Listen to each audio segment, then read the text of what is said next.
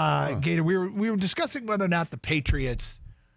Look, I tend to think it's they have the greatest quarterback of all time, and they've got an exceptionally good coach that works with him, and that combination has made them virtually unstoppable.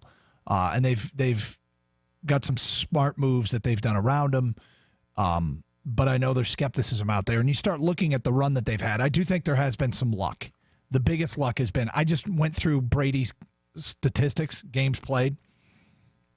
And basically, since becoming a full-time starter, he's had 1, 2, 3, 4, 5, 6, 7, 8, 9, 10, 11, 12, 13, 14 seasons where he's played all 16 games. Another one where he played 12 because he was suspended.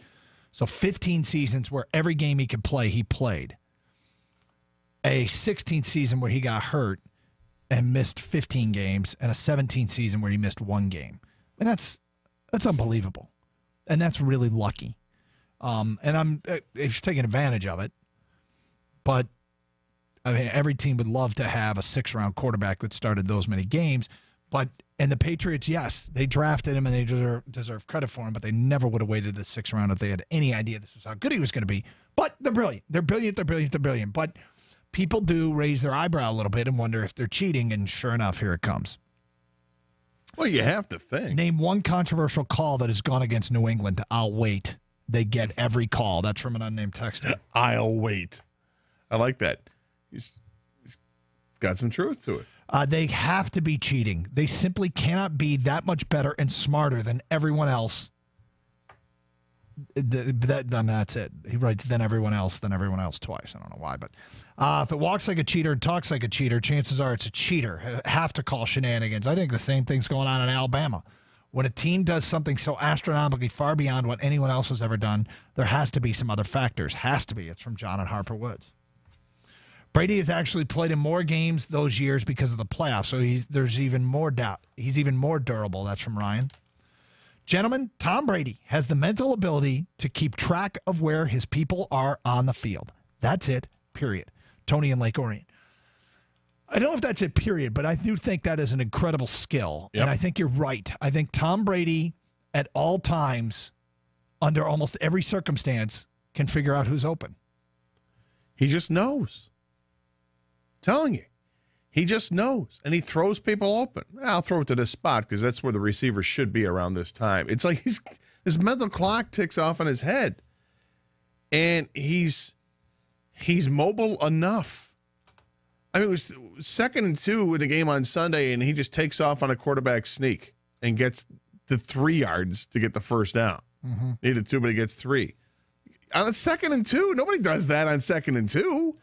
It doesn't sound all that brilliant, I got to be honest. And yet, he gets like the first down. It sounds like a wasted down. Well, not to Tom Brady. Yeah.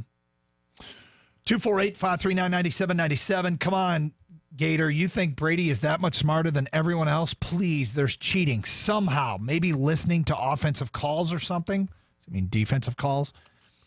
Look, that's just part of preparing. Remember Cam Newton and who was it? Was it Clay Matthews? Who was when Cam Newton said, it was Clay Matthews? When Cam Newton, the mics picked him up saying, oh, you've been watching film, right? You think it's going to be, what has he said? You've been watching film, right? Did you think it's going to be a swing pass? Watch this. And then he completes a pass to McCaffrey for a touchdown. I mean, that's just, if you know the other team's play calls, if you figured it out, that's just gamesmanship. If they're yelling out a defensive play call, you know what it means. Yeah. It's studying. But when I say understand this about Brady, what I think, I just think he's able to retain all that knowledge and go to it quicker than anybody else. Well, yeah, I think he's got that. It's one thing to know what you're supposed to do. Part of his brain works. And it's another thing under fire to be able to execute it. Yeah. When you're getting a heavy pass rush. 248-539-9797, ticket text 97136. I've been suspicious for years, guys. They're not that much better than the rest of the league.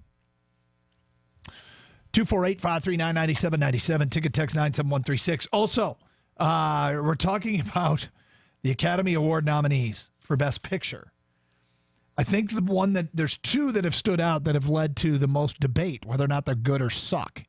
The Shape of Water is one. Dunkirk is the other.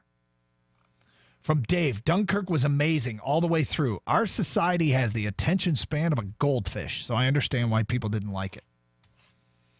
Well, I mean, look, some people don't like that there was very little dialogue. I don't know, man. Somebody said there was absolutely no character development. I haven't seen it.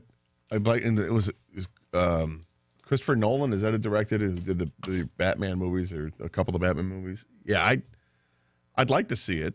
And I also like history a lot, and the war movies, I enjoy them. Mm-hmm. To get some kind of grasp on it, at least, you know, there's obviously a Hollywood factor to it, but yeah, I'd like to see it. When they say there's little dialogue in it, I think back to a movie that was nominated for Best Picture. It was like 7 years ago, and it was called The Tree of Life or something like that, and Brad Pitt was in it, and I tried watching it. I really did. I tried watching it on cable, and I could not get it because there's like no dialogue in it. It's just the strangest movie, and I thought it was the worst piece of crap I'm wasting my time on, and I can't do it. Well, what was the one ticket text about how bad Body of Water was? The Shape of Water? Shape of Water, sorry. Here you go, Ben and Warren. I saw The Shape of Water last week, and it feels like I'm still wasting away and suffering through it. Okay. 248-539-9797. Plus, we've been discussing the Fighting Illini of Illinois last night against Michigan State. Gator had 6 rebounds on the defensive end. The entire game, 40 minutes of basketball, they only rebounded a Michigan State missed shot 6 times, and that included once off a free throw, which is almost a given. That's an unbelievable statistical anomalation, as I once said. Gator, where does it rank in terms of what are the great all-time sports statistical anomalations? 248-539-9797. Let's get back to your open line calls. Dwayne is in Livonia. Hi, Dwayne. Hi, how you doing? What's up? Great show. Thank you. So I don't think I wouldn't say that the Patriots necessarily cheat, but I think the advantage they have is that they pay Brady, who's a top 5 quarterback every year, but they pay him like a mid-level quarterback. I think he's counts like 13.7 against the cap this year. And if you don't have to pay him $25 or $26 million a year, you can put a better team around him. So I think whoever brainwashed Brady into thinking that, it counts more to win than make money, which I appreciate. We all, at least I think most people, fans would appreciate that. But I think that's the secret. Well, you'd love to have that guy in your You'd love to have that guy in your organization, a guy that will take a pay cut to help the team. And Brady is in terms of quarterback price. He's the middle of the pack. I mean, He's literally middle of the pack, and he's the best in the game. Well, he's middle of the pack, but he's still getting like $20 million a year. Yeah. Yeah, right. But that money that you're not paying him. And you don't have to worry about him going anywhere. I mean, he's obviously agreed to do it. Yep. But you can pay other people on your team and make them better. That definitely helps. No, you can absolutely do that, and helps. I think it absolutely helps. And Tom Brady probably makes more money outside of the game of football than most players too. 248-539-9797. Craig in Northville, you're next. Hi, Craig. How you doing? All righty.